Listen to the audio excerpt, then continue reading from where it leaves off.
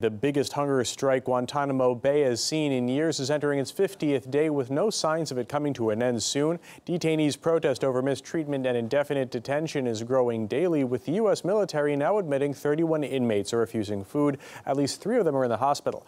Defense attorneys, who claim the numbers are higher, are increasingly concerned the strike may turn deadly. RT's Marina Portnaya has more.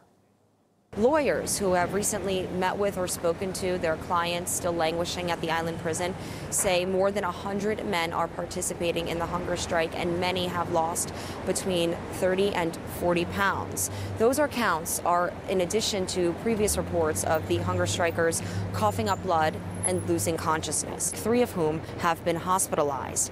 10 of the hunger strikers are reportedly shackled to restraint chairs and being force-fed through tubes. Now, on Sunday, activists around the world launched a week-long fast to raise awareness of the hunger strike and to protest the existence of the Guantanamo prison and America's use of indefinite detention. According to the Center for Constitutional Rights, the hunger strike began on or around February 6th when prisoners decided to protest the alleged confiscation of their personal items and the alleged sacrilegious handling of their Qurans. Now, U.S. military officials deny that the Qurans of the inmates have been mishandled in any way. RT reached out to the White House for a comment, but a spokesperson for the White House referred us to the Pentagon. Currently, there are 166 detainees still languishing at the island prison. More than half of those men have already been cleared for release, and many of those men, most of them, have been held there for more than a decade. Reporting from New York, Marina Portnaya, RT.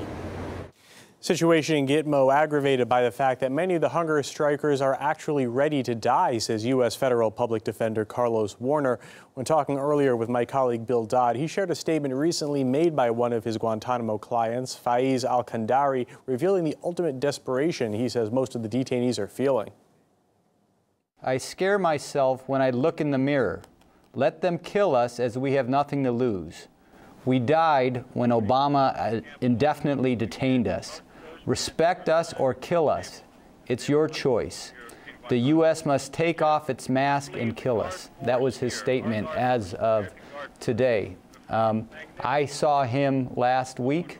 I represent I have many clients there, but I did see him last week, and it was a shock to see what I saw. He was a man who was down over 30 pounds from less than a month ago. He refused all nourishment. His cheeks were sunken. He was exhausted, weak. He could not stand. It was a scary, scary meeting for me. And his message is respect us or kill us. Will his wish come true, or will he now be prepared to die? Well, I think that many of the men, the ones that are indefinitely detained, they have zero hope. They have no hope because of the administration. I think many of them are ready to die. The question is how and when will they die? They have no hope of being released from that place. And until a human being has some hope, it's very difficult to live. Everybody in Guantanamo is indefinitely detained. Nobody is being released, cleared for release or not. Well, why not? Surely, can you explain? The U.S. must have a justified legal reason for keeping these people locked up. Yes, the reason's very simple, and it's at the foot of President Obama. This is a broken promise, one that he has chosen to not abide by. He looks at the Republicans in Congress, he says it's their fault. Well, as of today, there's not one person in the administration I can contact to address these problems. There's nobody in the entire Obama administration I could call and say, let's stop the hunger strike. These are men.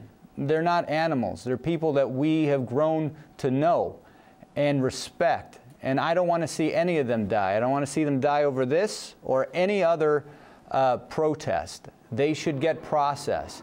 They're at the end of their rope. And it's not if, it's when people die. If the strike is not ended, then sure, there's going to be more attention. But let me tell you, as a human being, I do not want to see my clients die. And the fact that they're in this condition is one of the most heart-wrenching things that I've had to experience as a lawyer.